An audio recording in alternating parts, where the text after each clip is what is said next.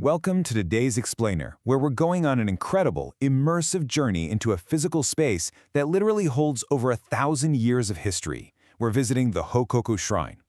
Now, this isn't just about admiring some gorgeous architecture, right? It's about unpacking an entire mindset. We're talking about Shinto, a tradition with roots stretching back over 1,300 years to the ancient Japanese mythology known as the Kojiki.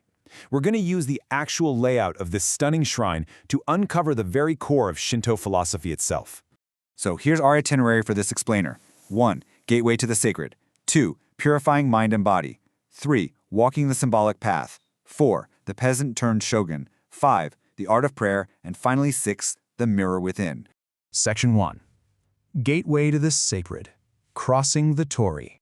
We start exactly where every single visitor does, at the physical and spiritual boundary of the shrine. If you've seen photos of Japan, you've absolutely seen these striking torii gates. But they're not just there to look pretty. The torii acts as a strict physical divider.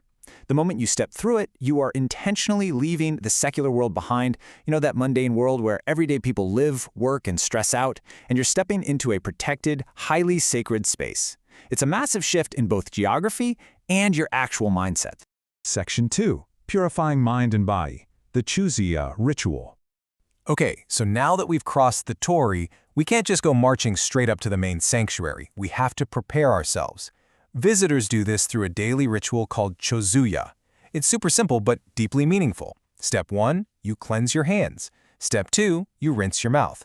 The whole goal is to completely purify both your mind and your body before you encounter the divine. It's so woven into Japanese life that for super formal prayers, some devoted visitors will literally wade directly into a freezing cold river for a full-body cleanse. But hey, for us today, the basin will do just fine. Section 3.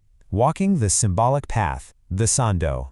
Purified and ready, we step onto the main path leading toward the sanctuary. And this walk holds a truly mind-blowing secret right under our feet. The path is called the Sando. Now, in Japanese, Sando literally translates to approach path. But here's the catch. It sounds exactly the same as the Japanese word for birth canal. And there is no way that's a coincidence. Walking this path symbolizes passing through a mother's womb, which honors the central deity of Shinto, the female sun goddess, Amaterasu. Oh, and as you walk, you'll pass these fierce stone guardian dogs called komainu. One has an open mouth, the other is closed. This represents Aun, literally the beginning and the end of the universe, and they're just watching over your symbolic rebirth.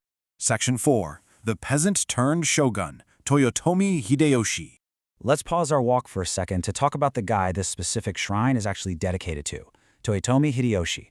This is honestly one of the greatest glow-ups in history. Born into a humble peasant family in the 1500s, through sheer will, he became a legendary warrior.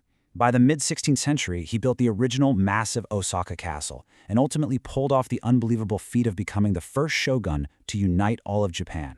His iconic katana and wakizashi, the long and short samurai swords, became powerful symbols, not just of military might, but of his absolute determination to forge a unified nation, sparking a golden age of trade and the enduring prosperity of Osaka.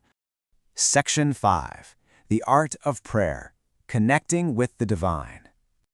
So, with Hideyoshi's incredible legacy in mind, we've finally reached the main shrine.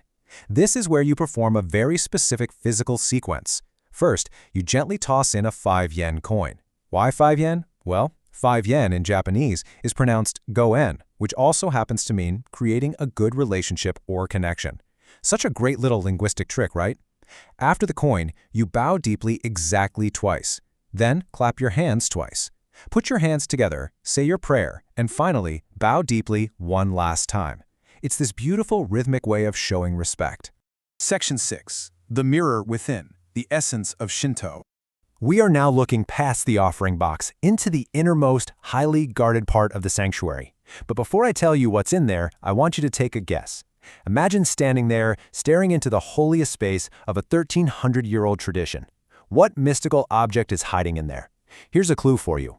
It's something you use every single day, probably 2 or 3 times a day. Got your guess? It's a mirror. Just a simple, everyday mirror. There's no giant gold statue or crazy ornate relic. The mirror is a direct reflection of oneself. It's put there to encourage anyone who prays to become intensely aware of their own actions. And more importantly, it symbolizes that everything reflected in that glass is completely equal. When you stand in front of it, there is zero sense of superiority. Nobody is better than anyone else. And that brings us to the absolute core of this explainer. Shinto isn't a religion like you might traditionally think of one. There's no strict rulebook or rigid teachings. It is purely about gratitude and a profound respect for nature. In Shinto, the gods don't just hang out up in the clouds. They reside literally everywhere, in humans, birds, trees, even in everyday objects like your car. Because of this, Shinto sidesteps a lot of those tragic historical conflicts over religious or racial superiority. It is fundamentally an inclusive mindset. They proudly embrace all religions and open their doors to absolutely anyone. So as we wrap up, we've gone from the secular world, crossed the Torii Gate, washed our hands, walked the birth canal of the Sun Chuji, under the watchful Komainu, paid our respects to a unifying shogun, and learned that the ultimate sacred object is just us, looking back at ourselves as equals. I'll leave you with this.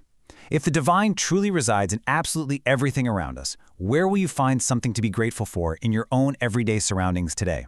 Take that self-reflection out into your secular world. Thanks so much for joining me on this explainer. Keep learning, and I'll see you next time.